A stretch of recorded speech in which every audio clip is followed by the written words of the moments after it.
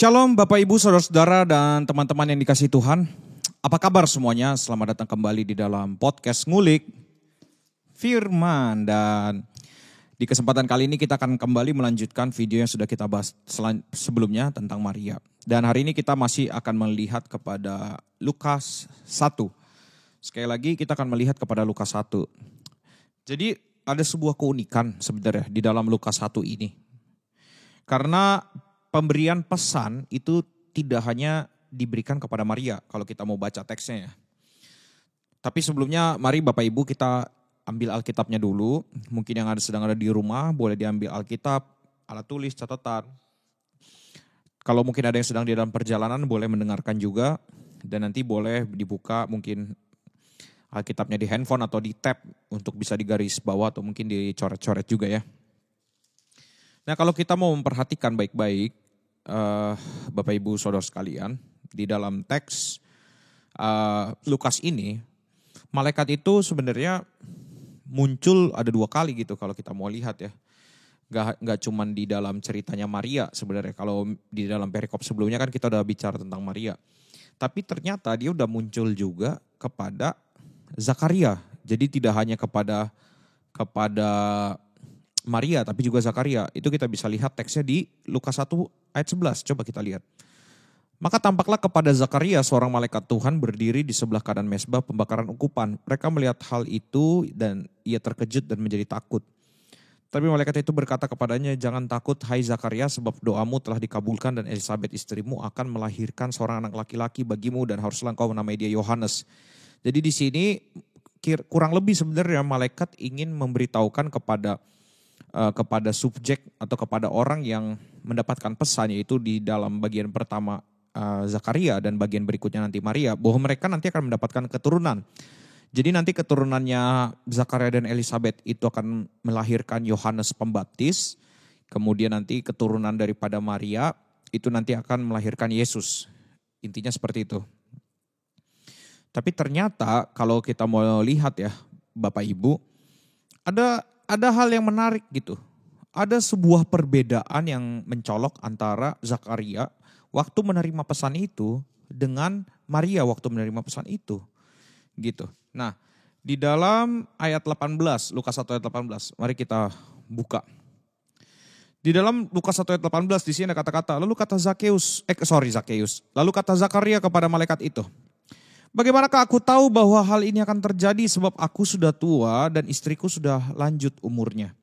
Jadi waktu diberitakan kepada Zakaria bahwa dia akan bahwa istrinya Elisabet akan mengandung, ternyata Zakaria malah bertanya, "Gimana aku tahu bagaimana hal itu akan terjadi? Sebab aku sudah tua dan istriku sudah lanjut umurnya." Di sini kita melihat bahwa seakan-akan Zakaria itu mempertanyakan pesan itu dengan mendasarkan kepada apa yang terjadi kepada kehidupan mereka. Nih, seakan-akan malaikat, ini kayaknya kayak dia mau ngomong, ini kayak gak mungkin deh karena gue udah tua loh. Sudah tidak mungkin saya punya nafsu birahi mungkin dengan istri saya. Bahkan istri saya gak tahu apakah rahimnya masih bekerja atau tidak. Nah mungkin begitu yang ada di pemikiran Zakaria. Nah tetapi yang akan kita lihat, kita bandingkan coba dengan Maria. Waktu mendapatkan pesannya Maria itu kan di ayat 31, 32 itu ya. "Sesungguhnya engkau akan mengandung dan akan melahirkan seorang anak laki-laki dan hendaklah engkau menamai dia Yesus. Ia akan menjadi besar dan akan disebut anak Allah yang maha tinggi dan Tuhan Allah akan mengaruniakan kepadanya tahta Daud bapa leluhurnya. Dan ia akan menjadi raja atas kaum keturunan Yakub sampai selama-lamanya dan kerajaannya tidak akan berkesudahan." Kata Maria kepada malaikat itu, "Bagaimana hal itu mungkin terjadi karena aku belum bersuami?" Sebenarnya dua-duanya sebenarnya nanya nih. Jadi si Zakaria nanya, bagaimana aku tahu bahwa hal ini akan terjadi. Maria juga nanya bagaimana hal itu mungkin terjadi karena aku belum bersuami. Terus Zakaria lanjut, sebab aku sudah tua dan istriku sudah lanjut umurnya. Tapi Maria berhenti di kata-kata karena aku belum bersuami. Nah kita lihat di ayat 19. Di Lukas 1 bagaimana tanggapan malaikat kepada Zakaria. "Akulah Gabriel yang melayani Allah dan aku telah diutus untuk berbicara dengan kau dan untuk menyampaikan kabar baik ini kepadamu. Sesungguhnya engkau akan menjadi bisu dan tidak dapat berkata-kata sampai kepada hari di mana semuanya ini terjadi. Nah ini, karena engkau tidak percaya akan perkataanku yang akan nyata kebenarannya pada waktunya. Jadi ternyata pertanyaan dari Zakaria itu lahir dari sebuah ketidakpercayaan dari pemberitaan malaikat. Sedangkan ayat 34 ketika kita lihat Maria ngomong gini kepada malaikat, bagaimana hal ini mungkin terjadi karena aku belum bersuami? Jawab malaikat kepadanya, Roh Kudus akan turun atasmu dan kuasa Allah yang maha tinggi akan menaungi engkau. Sebab itu anak yang kau lahirkan itu akan disebut kudus. Dan kepada Maria enggak jadi bisu atau segala macam. Yang bisu hanyalah Zakaria, tapi Maria enggak. Jadi Bapak Ibu dan Saudara sekalian, di sini kita kalau mau melihat bahwa Maria bingung, tapi tidak ada di dalam teks ini kata-kata malaikat ngomong bahwa Maria tidak percaya. Berbeda dengan Zakaria di mana waktu dia ngomong kalimat tersebut, ada dasarnya, yaitu dasar dari ketidakpercayaan Zakaria kepada malaikat Tuhan. Dan malaikat Tuhan ini kan pembawa pesannya Tuhan. Artinya jika Zakaria ini tidak percaya kepada pembawa pesannya Tuhan, artinya ya Zakaria tidak percaya kepada Tuhannya sendiri gitu. Sedangkan kalau Maria ini hanya bingung gimana caranya. Tentu kalau dia langsung berpikir ini kayaknya ini pasti akan segera terjadi gitu. Teks ini kalau sudah sampai kepada dia seperti ini pasti akan segera terjadi. Tapi dia belum bersuami gitu. Apakah mungkin dia harus bersuami dulu atau gimana? Tetapi ternyata Tuhan punya rencana lain buat kehidupan Maria. Nah, jadi yang mau kita lihat di dalam bagian ini adalah mengenai kepercayaan dan ketidakpercayaan. Jadi di sini langsung diperbandingkan gitu ya antara Maria dengan Zakaria. Dan Bapak Ibu, tadi kita sudah memulai menyelidiki dengan Zakaria ini bertanya seperti itu karena tidak percaya kepada Tuhan. Pertanyaannya, Zakaria ini pekerjaannya apa? Inilah yang menjadi cambukan terbesar gitu ya. Atau mungkin ini adalah sebuah tamparan gitu bagi orang-orang yang mungkin rajin menyelidiki Alkitab gitu. Ini adalah sebuah tamparan. Kenapa? Karena Zakaria ini pekerjaannya apa? Mari kita lihat. Yaitu ayat 8. Kita lihat pekerjaannya Zakaria itu apa? Di ayat 8, Lukas 1. Pada suatu kali waktu tiba giliran rombongannya, Zakaria melakukan tugas keimaman di hadapan Tuhan. Pertanyaannya, apa pekerjaannya Zakaria? Imam. Dan apa tugas dari imam? Imam itu adalah orang yang berdiri di hadapan Allah dan berdiri di hadapan manusia untuk menyampaikan permohonan-permohonan manusia kepada Allah atau kepentingan-kepentingan manusia kepada Allah. Nah jadi gitu, kalau imam itu menyampaikan kepentingan manusia kepada Allah, sedangkan kalau nabi itu menyampaikan kepentingan Allah kepada manusia. Gitu ya, jadi imam dari manusia kepada Allah, makanya yang berdoa, yang mengajak ini semua, yang mempersembahkan korban itu imam. Sedangkan nabi menyampaikan perkataan Allah, firman Allah kepada manusia. Jadi gitu, nabi dari Allah kepada manusia, imam dari manusia kepada Allah. Jadi sebenarnya kalau seseorang menjadi imam, harusnya kan orang ini percaya gitu kepada Allah, percaya dan dia tahu gitu dia harusnya memiliki tingkat pemikiran, kerohanian dan juga kepercayaan yang pasti berbeda dengan orang biasa. Tapi di sini ternyata Zakaria yang adalah imam, bahkan ini terjadi waktu dia lagi ngerjain tugas keimamannya. Dan ketika ada mendengar berita bahwa Tuhan akan mengabulkan doanya, dia gak percaya. Unik ya, uniknya gini, kadang-kadang tuh kalau manusia berdoa memohon sesuatu kepada Tuhan gitu ya, memohon sesuatu kepada Tuhan, padahal Tuhan belum tentu mau jawab atau Tuhan gak jawab. Tapi kadang-kadang manusia tuh udah langsung kayak ngerasa, wih kayaknya Tuhan mau jawab deh. Dengan kayaknya ada sebuah tanda-tanda gitu ya. Tanda ini kayaknya Tuhan pasti akan memberikan kepada saya nih apa yang saya doakan segala macam. Itu mungkin kalau di dalam kehidupan kita. Tapi di dalam Zakaria ini dengan nyata bahwa Tuhan akan menjawab doanya dan disampaikan kepada Zakaria gitu bahwa Zakaria, Tuhan akan menjawab doamu. Tapi ternyata yang terjadi adalah Zakaria malah gak percaya. Kan aneh, kocak banget.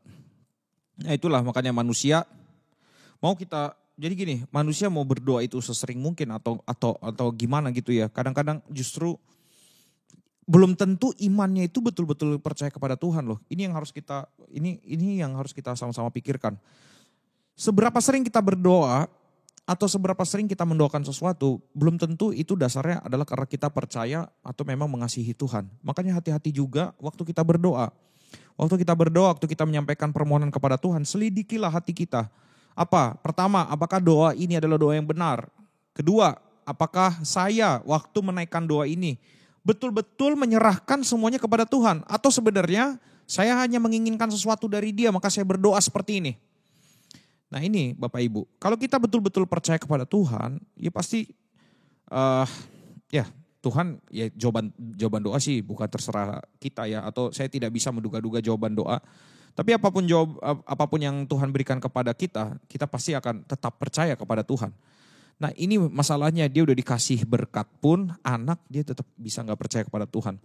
Makanya yang harus kita ngerti adalah ternyata tidak semudah itu manusia bisa percaya kepada Tuhan. Bahkan dia sudah imam pun belum tentu manusia semudah itu percaya kepada Tuhan. So yang harus kita pikirkan adalah inilah fungsi dari pemberitaan Injil. Injil itu yang membuat kita kembali melihat kepada Kristus. Kembali melihat kepada kematian Kristus bahwa janji Tuhan pasti digenapi. Sekali lagi, salib Kristus menjadi pertanda bahwa Tuhan pasti menggenapi janjinya. Sehingga kita bisa memiliki kepastian dan juga memiliki hati yang nyaman ketika kita percaya kepada Dia bahwa kita selamat. Kita pasti selamat di dalam Dia. Ini yang harus kita mengerti. Sehingga kita ketika melihat kepada salib Kristus itu, kepada kematian Kristus bahwa Tuhan menggenapi janjinya, seharusnya tidak ada lagi ketidakpercayaan ke dalam hati kita. Kenapa? Karena Allah pasti menepati setiap perkataannya. Dan itulah yang terjadi kepada Maria. Maria melihat, mendengar janji Allah. Dia tidak bertanya dalam ketidakpercayaan. Dia bertanya dalam kebingungan. Jadi kalau kita di dalam hidup ini, kita bingung. Kita bisa bingung sama apa yang menjadi kehendak Allah di dalam hidup kita, ya kita bisa bingung. Tapi janganlah kita tidak percaya. Bingung bisa, yang tidak boleh itu tidak percaya kepada Allah. Nah sekarang pertanyaannya bagi kita semua saat ini, waktu kita mendoakan sesuatu atau bergumul akan sesuatu, yang ada di dalam diri kita itu kebingungan atau ketidakpercayaan kepada Tuhan. Mari refleksi bagian ini Bapak Ibu, teman-teman dan saudara sekalian. Karena ketidakpercayaan kepada Tuhan itu adalah sesuatu yang sangat riskan sebenarnya. Seperti kita berelasi kepada orang lain atau mungkin Bapak Ibu berelasi dengan suami atau istri Anda, atau mungkin ada yang pacaran gitu, kalian berelasi dengan pacar kalian dan menjadi tidak percaya gitu kepada perkataannya. Apakah relasi itu bisa dinikmati lagi? Tidak mungkin. Relasi itu sebenarnya sudah menjadi hambar, rusak dan lain sebagainya macam. Makanya waktu kita menyerahkan atau mendoakan sesuatu kepada Tuhan, marilah kita miliki dengan hati yang penuh kepercayaan kepada Dia. Mungkin kita bisa bingung bagaimana ini bisa terjadi, tapi seharusnya hati kita tetap percaya kepada Dia. Itu saja yang mau saya bagikan tentang bagaimana Lukas menulis perbandingan ini, cerita antara Zakaria Elizabeth dengan Maria. Ini sangat baik untuk kita bisa mempelajari kitab Lukas dengan cara seperti ini. Jadi Bapak Ibu, sebenarnya Alkitab itu sangat limpah dan sangat kaya di dalam teks-teksnya. Jadi kita bisa memiliki sebuah perenungan dari bisa memperbandingkan antara satu perikop, antara satu tokoh dengan tokoh lain dengan cara seperti itu. Terutama ini kan karena ini terjadi di dalam pasal yang sama, kitab yang sama. Jadi itu akan lebih mudah untuk dilakukan. Nah itu yang bisa kita lakukan dan bisa kita lihat. Nah di video berikutnya kita akan membahas mengenai sesungguhnya aku ini hamba Tuhan, jadilah padaku menurut perkataanmu. Itu juga sesuatu yang sangat unik, sangat menarik dan juga ada sesuatu yang perlu kita bahas dari bagian itu. Oke, itu saja yang bisa saya bagikan dalam video kali ini. Jangan lupa untuk terus mengulik firman dan jangan lupa untuk terus untuk baca firmannya setiap hari, karena video-video ngulik firman ini bukanlah sarana untuk mengganti pembacaan Bapak Ibu Saudara. Ini hanyalah sebagai sedikit referensi saja. Bapak Ibu bisa menambah referensi dari tempat lain. terutama dari pembelajaran Alkitab Bapak Ibu setiap hari. Itu saja yang bisa saya bagikan, dan jangan lupa untuk terus baca Alkitab, dan jangan lupa untuk terus hidup di dalam kebenaran Allah. God bless you all.